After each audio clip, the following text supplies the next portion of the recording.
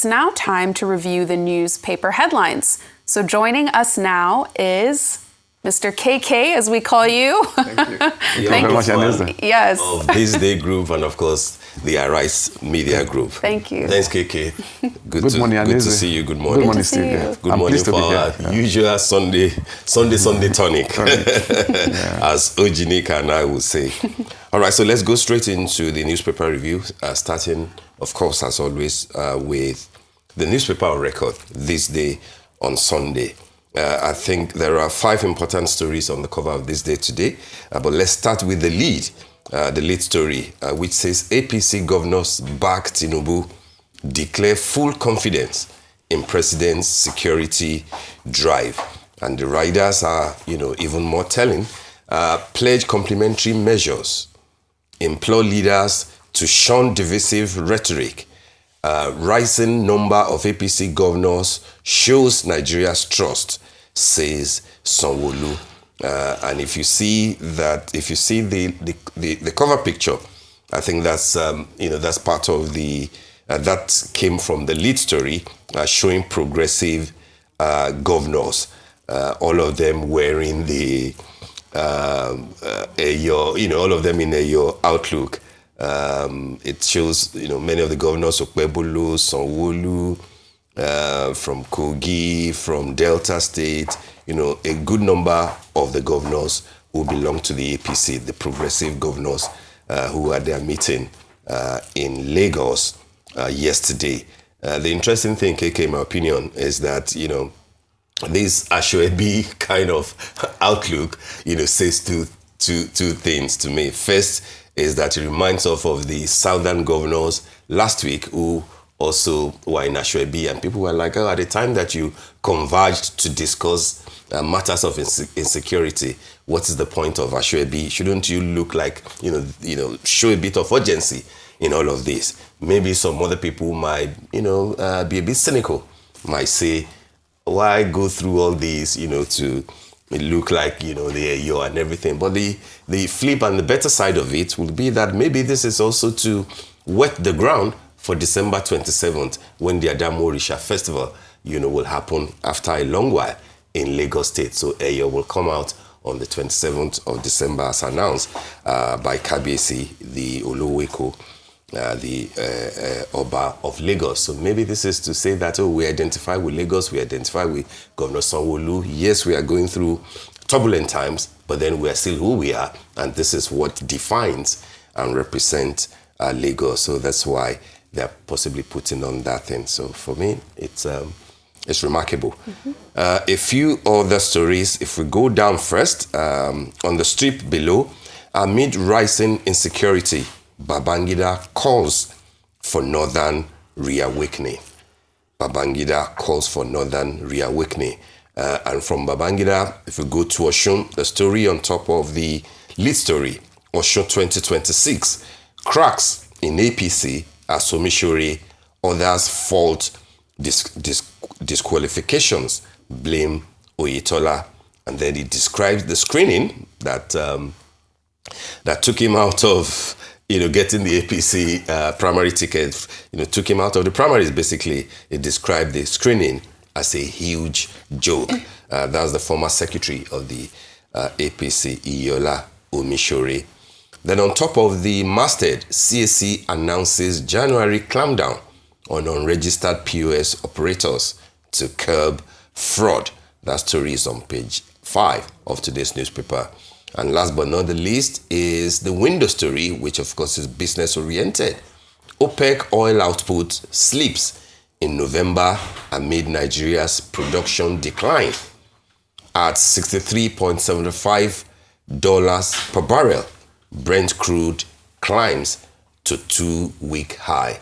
That's on the window story. OPEC oil output slips in November at the same time that Nigeria's production is declining. Sadly, that's what the story there is talking about. Hopefully that will not be the picture in December. Those are the stories, KK, for your kind analysis. Okay, thank you, Steve and Aneze. We miss OG today. Ojinika. Okay, yeah. Ojinika, the Genix. Yes, I think 2 stories on the front page of this day, both the Babangida Yes. statement as well as the meeting of the APC governors, they are both security stories. The Oshun primary, if you say that one, a political story, and the story on the oil output, maybe the economic story. So you say, typically, it's a potpourri, a mix of balanced, stories. Okay. So if you take the front page photo to be the colorful and the celebratory aspect of it, then the lead story of this day, you can call it that, is the serious business, because some serious issues are raised. But if you permit, Steve, I would say that this, what you call it, Ashwebi, this maybe is an emerging, part of political culture of Nigeria, because it's been on for a very long time. When you see governors meeting, so in fact, when you see the picture of the gathering of the governors, then you'll be able to know without even reading the caption of the story, which part of the country they are meeting, because they project in their costume, in their outfit, in their attire, the culture of that place. Maybe to be charitable to them, you say that maybe is an emerging political culture, of Nigeria, and I think it's been a long time thing. But then the point that the issue at hand is a serious one. We're talking of security. Meeting now. That one, cannot be overlooked. I mean, the urgency of it, as you said, cannot be overemphasized. Now, it's a positive thing that the APC governors, gathered and they had security on their table. They're beyond supporting, the effort of the federal government. The story also brings, to the fore again this whole question about what is the security responsibility of state governors. Now there's this blanket way of saying that, okay, because the constitutions put security in the exclusive list, so the governors are completely powerless, they have nothing to do with security. It is not true. In the same constitution, for instance, what we're having today in Nigeria, ordinarily should be a matter of internal security.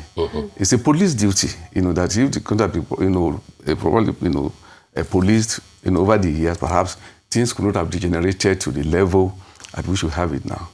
Now, the same constitution provides for the Nigerian Police Council. The Nigerian Police Council, the majority, those who were the majority vote in the are state governors.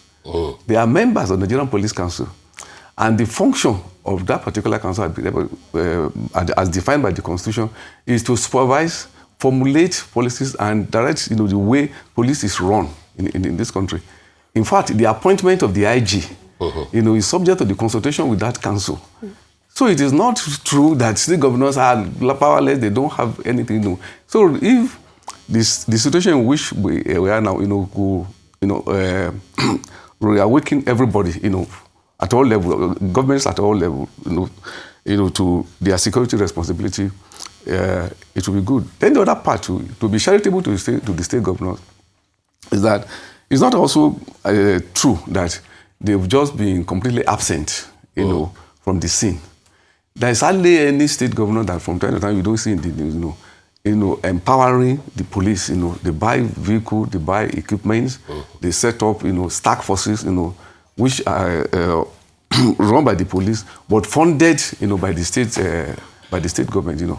All these are, security responsibilities. So the corollary to what happened in Lagos, this from their declaration, is that state governors should do more. Not just APC governors, all state governors should do more in fulfilling, their responsibility, because the Constitution says that the state governor is the chief security officer of the state. Does the Constitution say that? Yes. That they're the chief security officer of their state. Without troops to deploy. Now again, that is also should be critically examined. Okay. There is no state government that does not have what is called the Security Council. In that Security Council, you have the Commissioner of Police in that state, the Director of SSS in that state, if you have an army formation, maybe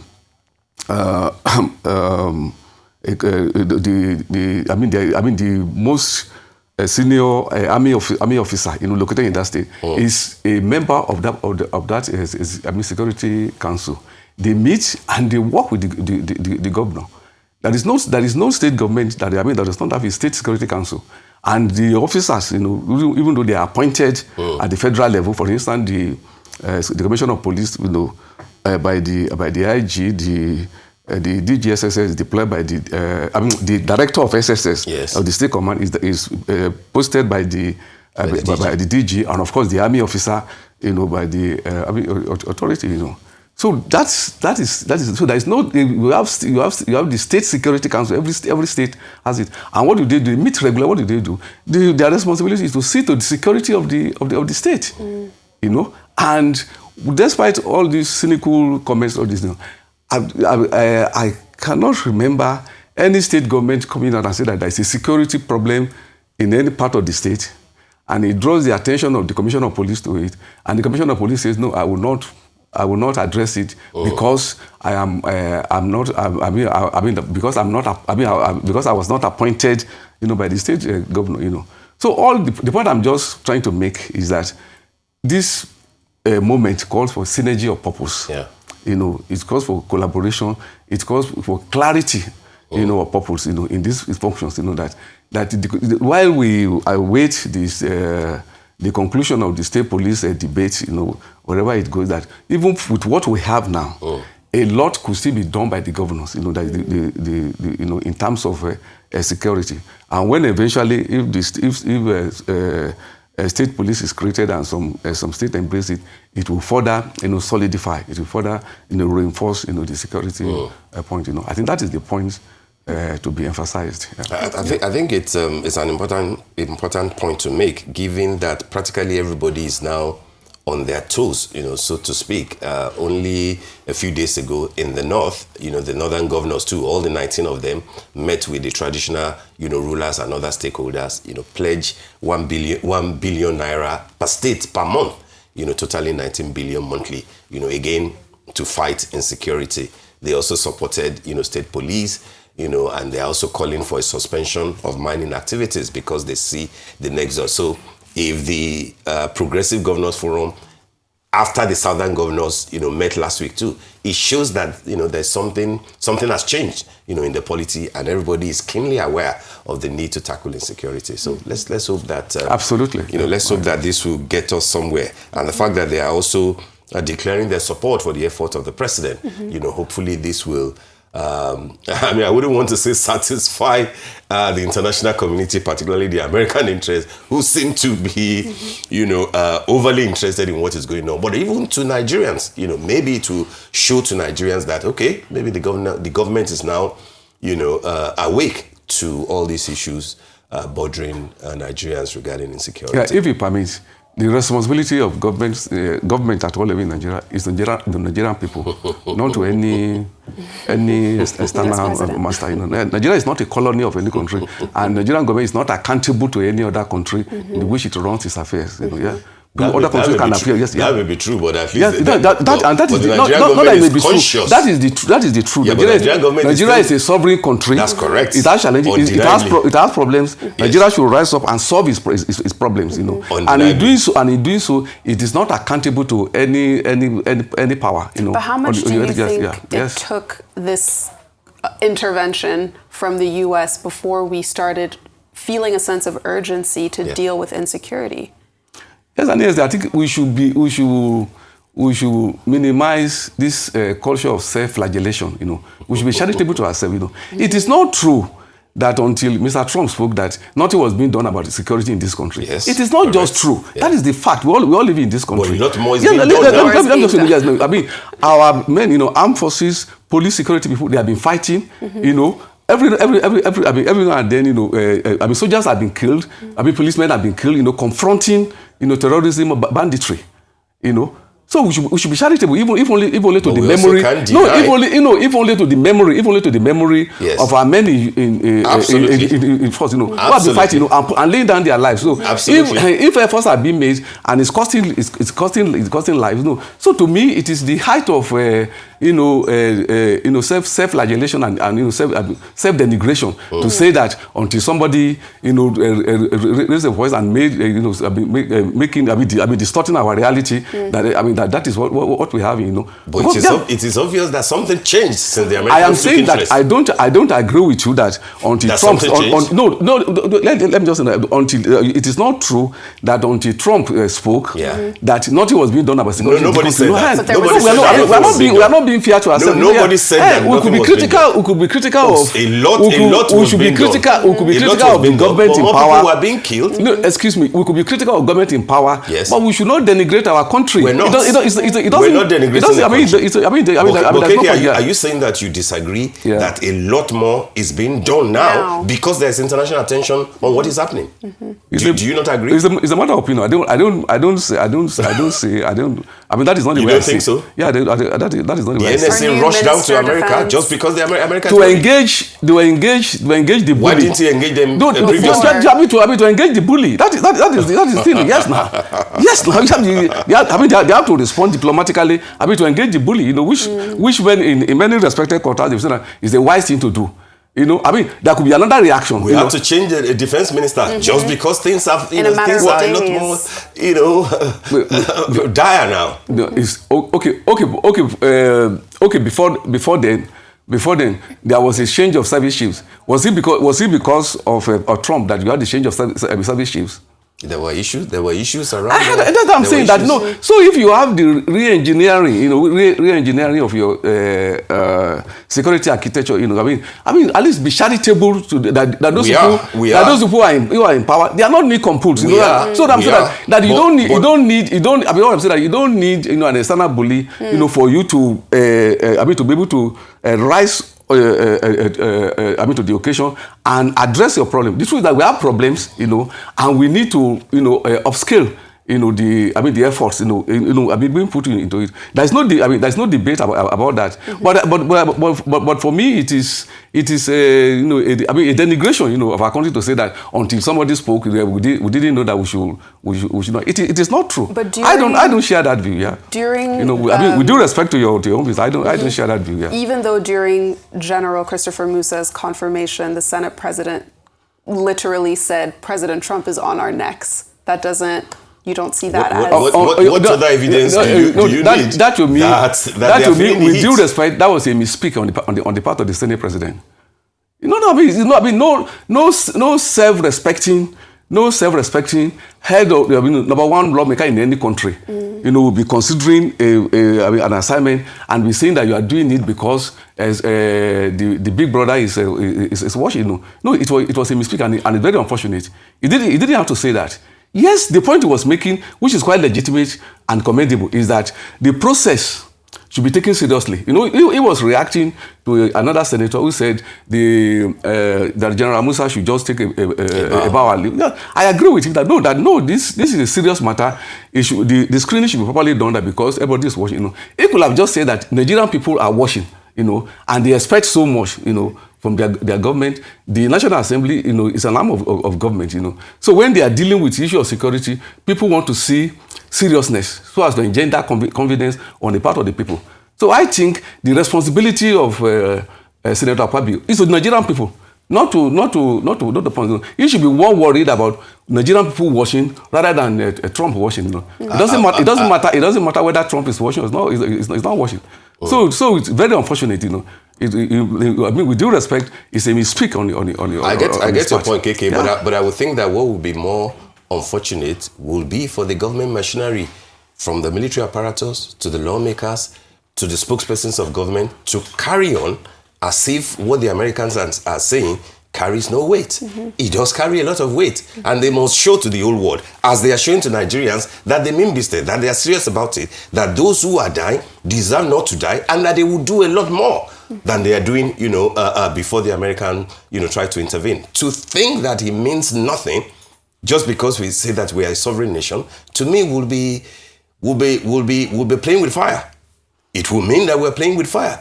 We're a sovereign nation. We account we do not account to any American government, but we ignore what they are saying on account of, what is obvious to everybody.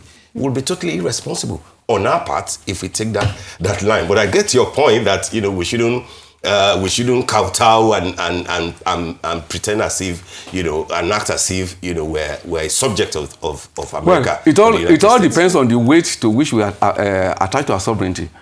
I'm a convinced Nigerian, I'm a nationalist, People fought for the freedom of this country. So am I. We didn't become independent for nothing, Yeah. The freedom and the sovereignty of this country was fought for, and it should be asserted, So, as a Nigerian nationalist, I will never say that Nigeria is accountable to any power. Of course, Nigeria is not accountable to any power. We are not accountable to any power. Yes, but we cannot ignore. So, the momentum of things here, yes. I believe it is internally generated. You think so? Yes, that the government of Nigeria is responsible to Nigerian people. Of course, we know that. And Nigerian people, the mood now is that there is, what you can even call the crisis of rising expectation. Nigerian people expect more, to be done. Absolutely. Legitimately, Undeniably. Yes, Nigerian people believe that we are facing a crisis, yeah. and the government should do more, So, and that is the level at which I will leave it. Whatever anybody says anywhere is their prerogative to say so. You do not want to acknowledge that the Americans, are interested in our case.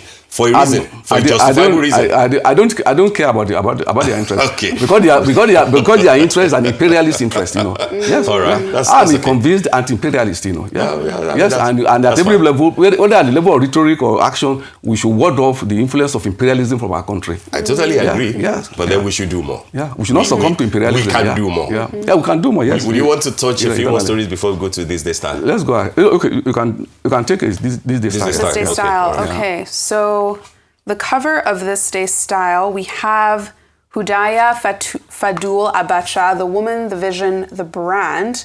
And in the cover note, they said that she has built one of Nigeria's most distinctive fashion brands, trusting her eye and her discipline and her commitment to refined craftsmanships.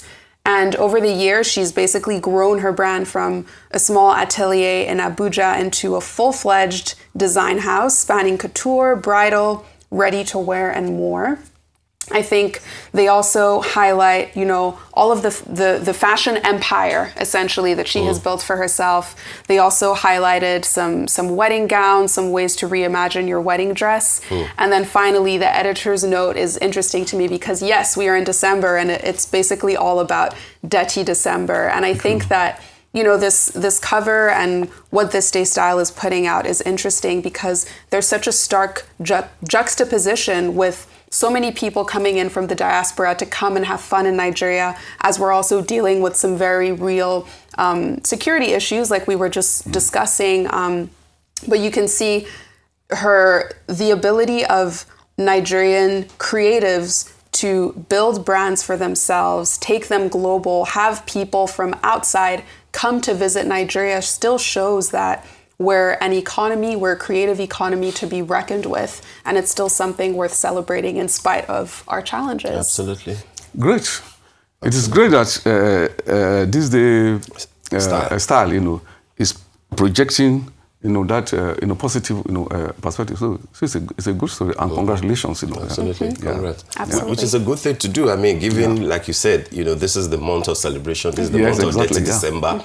People might worry that, shouldn't we be concentrating on just security? That should go on, but at the same time, people who are alive, and are thankful to God, for being alive, should also celebrate if they have the means to do so. And I think that's what. And if you permit, just to add to, only at the weekend, former Prime Minister of Britain, Boris Johnson was in Owerri and declared to the whole world that I am safe. That he felt safe. Yes, that's correct. Yes, that Nigeria is not a meltdown. Nigeria is not a failed state. Yeah, we have security challenges like other countries, but it's not as if it's a meltdown. No, it was a good PR. It was a good PR for. I think so too. Yes, for Nigeria, not just for Imo State alone.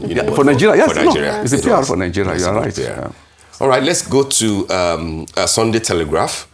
I hope that we have Sunday Telegraph. The cover story is also on terrorism, and it says terrorism. Tinubu battles to avoid 2015 repeat, deploys a multi-level approach, diplomacy, to save government.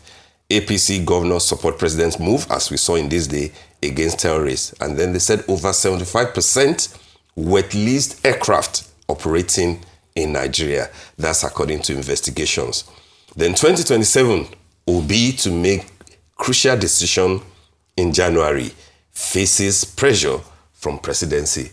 We do not know which party Mr. Peter Obi will settle for ultimately. Is in Labour, is seen to be romancing ADC. We'll see what happens. PDP is still up for grabs.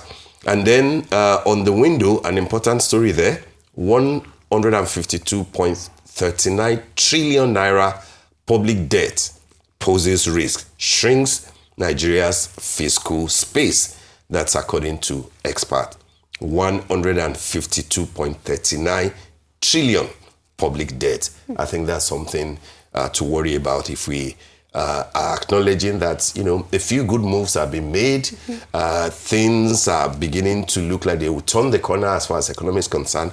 But then when you look at the question of public debt at 152.33 trillion naira, then it calls for concern. So there's a story about the economy there, politics, Mr. Peter Obi, terrorism, Tinubu battles to avoid 2015 repeat, and of course the investigation on over 75% of wet-leased aircraft operating in Nigeria.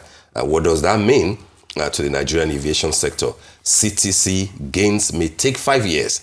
That's according to the MD of Aero Contractors, Captain Sanusi, laments huge capital flight because with wet leasing, you're basically sending money abroad. And then dry lease deal, not retroactive. That's Aligbe. Those are stories on the cover of Sunday Telegraph. KK, will you want to deal with that, or should we look at a few more papers? Okay, maybe just quickly. The lead story of Telegraph again confirms what you said at the beginning, that security is the story of the moment, and so you'll expect that from different angles, newspapers will be reporting it. And the story of Telegraph, is again perhaps maybe a confirmation of what I was saying, that that a lot is being done,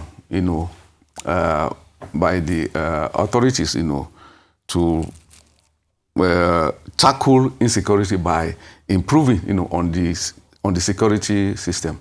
But I also agree, with what you said earlier, that people still legitimately, still Yes. have, not only the right, but also the duty to keep on the pressure on government, to deliver more, So until the best of the government, is good enough, for us in terms of security, I mean, the pressure is given, it's like everybody says that our constitution says that the responsibility, the primary responsibility of government, is the security and welfare, of the people. So it's a good story, Okay. that Telegraph is having on its front page, that that the strategy is being reviewed.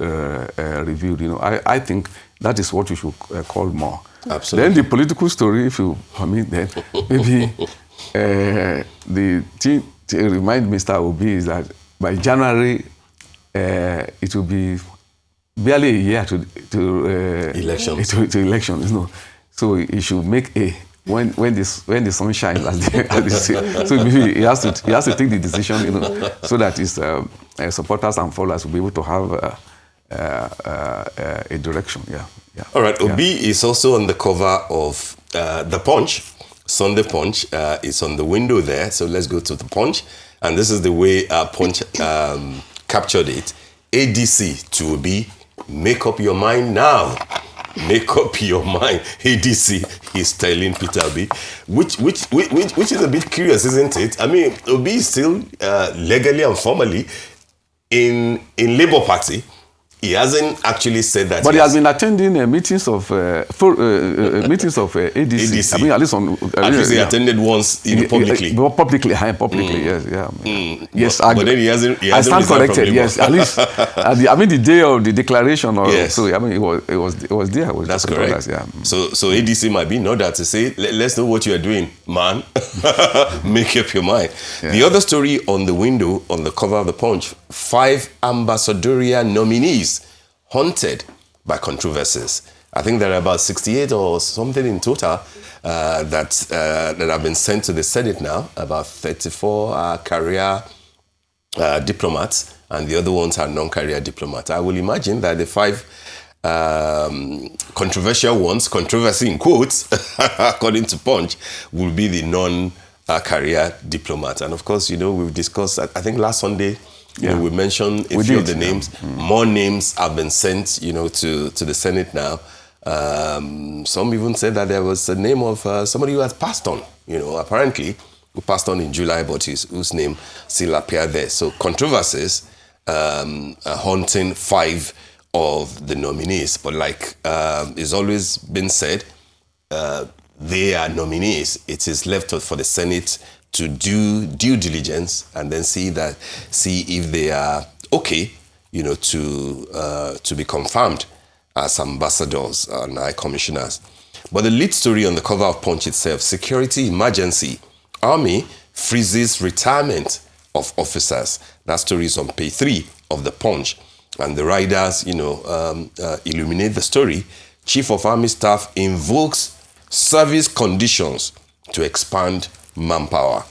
Commanders ordered to manage reactions.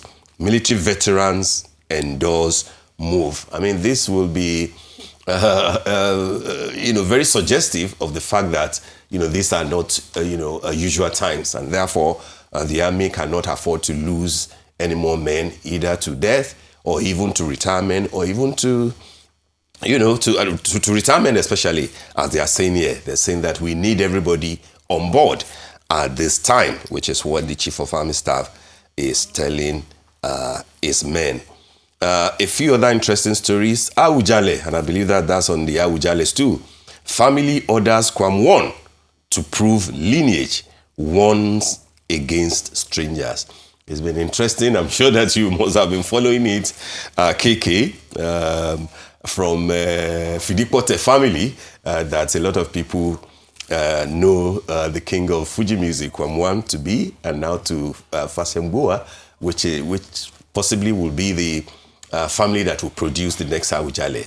We are now hearing that through his mom, or his grandmom, that K1 says he is also from the ruling family, or the family that the kingmakers are saying this is the family that will produce the next Awujale. So that family is saying, Kwam 1, prove your lineage. We do not want strangers here. But we will see how things pan out if the very popular, sometimes controversial, king of Fuji music will fulfill his ambition to move from Olori Omoba Kilejebu to the Awujale himself.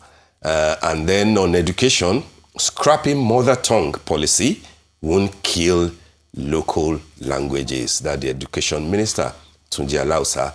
We just had a gentleman who's the principal of Supreme Education Foundation School, Mr. Yusuf Abubakar, who came to talk brilliantly with us about the flip-flops in the education sector, particularly as it's affecting final year student, SS3 student, who will, in April of next year, sit for their WAEC, but then there's confusion as to which subject they are able to offer, which one they are not able to offer.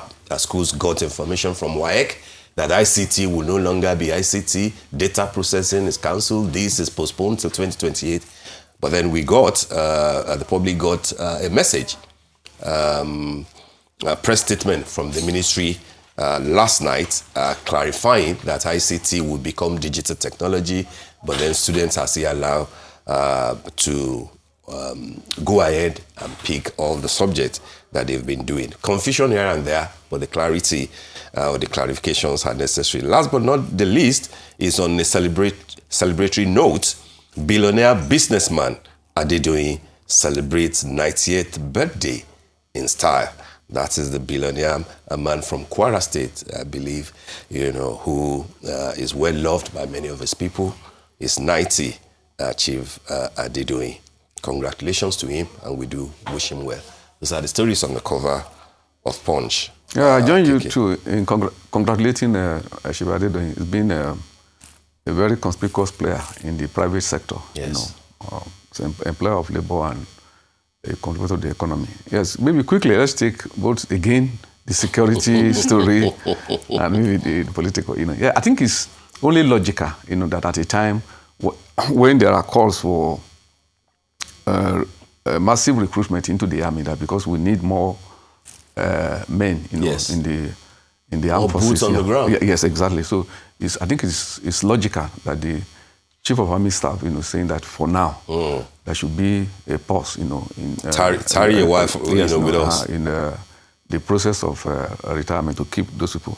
Maybe there should even be a look at what is the status of what you can call the reserve list, and whether it will be important to that they can call up. Yes, yes, when the time. Because if we have a security emergency, as officially declared by the president, every step taken, should be in consonance, with the spirit of that emergency. So I think what the Chief of Army Staff is saying is just a logical that we need as many, like you said, as many boots on the ground.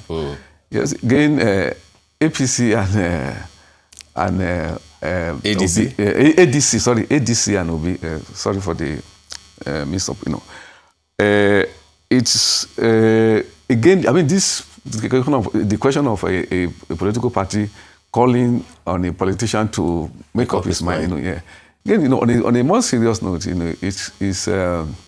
it speaks volumes, about the nature of political parties. That part of the problem of the party is, of the polity. Yes. Of the polity and the whole question of democratic development, political development of Nigeria is that we don't have organic parties.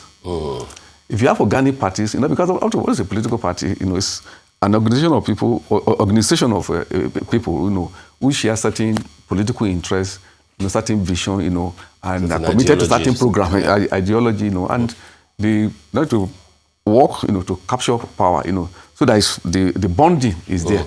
So if the bonding is there, you don't need to be giving ultimatum to anybody to be. Actually, most people apply to be members of the political party. And that's why you have, the membership drive, that people will register, and have it, So it says something about the non-organic nature of our political parties, and that is very important. That we need very strong parties, that are rooted in certain traditions, ideologically focused, and also we are allowed to the duty, to the fact that the duty of a political party, the function, goes beyond election, because we've reduced political parties just to be platform for people, to present candidates, But that is not all what political parties are meant for. Political parties are meant to defend certain programs, Because, for instance, the program of the government in power is the APC that should be defending it, should be explaining it to people that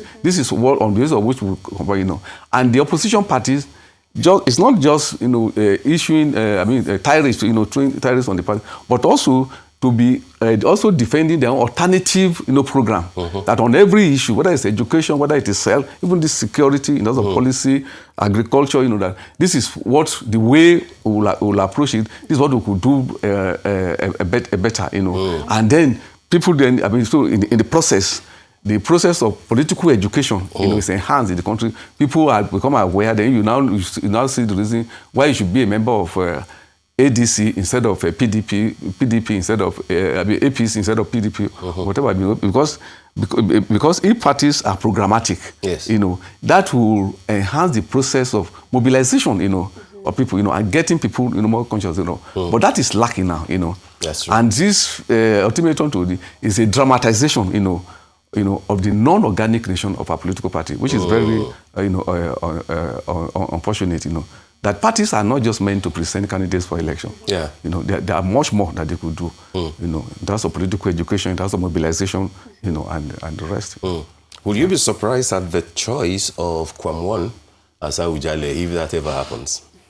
It's Sangade Oriokim, and there are those who say that maybe he was preserved, maybe his life was spared when he had that encounter with the aircraft, the other time a few months ago, just for him to be able to wear the crown. We don't know who will be selected. Steve, I like to respect the tradition of the Jebu people. I think there is a system in place. Correct. So what we can have, I think that means is a Jebu royal institution is highly respected, and that things should be handled in such a way that dignity, the aura that goes with the office, that should be preserved. So I think it is exclusively, the preserve, of the Ijebu kingmakers. Yes. With the approval of the state government to determine who will be the next Awujale. Yeah. He has a palatial home in Ijebu, by the way, and another resort, that is befitting of royalty. Yeah. And if it happens that we don't know, like you said, who will be picked. Yeah. But if it happens, maybe he will have completed 9 or more lives, in his 68 years on hand. But we'll wait to see what the kingmakers, as you said, will decide. Do we have more time to look at the nation? All right. Okay, so let's look at the nation, KK. Again, insecurity is the main meal. The story of the day. Is the story of the day. All right. So it says insecurity. APC governors back Tinubu, just like this they reported, to strengthen community-based initiatives. Forum implores leaders to shun divisive rhetorics. Troops rescue 14 kidnapped victims in Enugu forest. However, should we say sad or note, or on a good note, pilots actually survive as NAV Alpha jet crashes in Niger.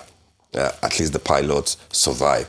Below the picture there is that of I can see Boris Johnson there, I believe, with the vice president and a few other people, the governor of Imo State, that's following the Imo Economic Summit. But the story below that, Fubara, I returned as governor because of Tinubu's special favor. I returned as governor because of Tinubu's special favor. Of course, that has to do with the 6 months that is spent in suspension after a state of emergency was declared. He's beginning to speak like Okpebulu of Edo State, who cannot utter one sentence without saying, it is all about Tinubu. It is all about Tinubu. The president must be happy with his governors, because here is Fubara also saying that if not for the president, I probably will be somewhere in Port Harcourt, trying to say that, I used to be a governor. Well, he's back as a governor. And then on the red strip there, IBB, Akinriyade, to leaders emulate Hassan Katsina's leadership. And then we have 2 more stories on the window. PDP crisis, now into politics. Saraki, Lamido, Wike loyalist, plot caretaker committee. That's what Saraki has been talking about since the convention that they had in Ibadan, where Wike, Dele Fayose, and a few others were they suspended or were removed, expelled from the party. And they're saying to prioritize reconciliation, preparation for 2027. Legal invalidation of Ibadan Convention expected. That's from the Wike team. And then last but not the least, IGP empanel special task force to enforce ban on VIP escorts. IGP empanels special task force to enforce ban on VIP escorts. This is one story that I would like your comment on, KK. Given the fact that almost every Inspector General of Police in recent times, memory, has tried to embark on this kind of a thing. They will say, oh, we have more than 20,000, more than 100,000 police officers guarding people outside of, individuals, who are paying for them, to guide them. And then they will say that they will stop it. But none of them, up till now, has succeeded. Will Egbetokun succeed with what is happening? Because I read a few days ago after the president issued that directive, which was clear, by every intent. But then we heard from the spokesperson of the police saying that, we will need clarification and formal notification from the presidency on how to proceed. But here we have the IGP saying that a task force will enforce the ban. There's a report, we don't know how true that is, of a certain clergy, who alone and his businesses, or shall we say, and has up to 78 police officers attached to him, one person. And then you can see all manners of people,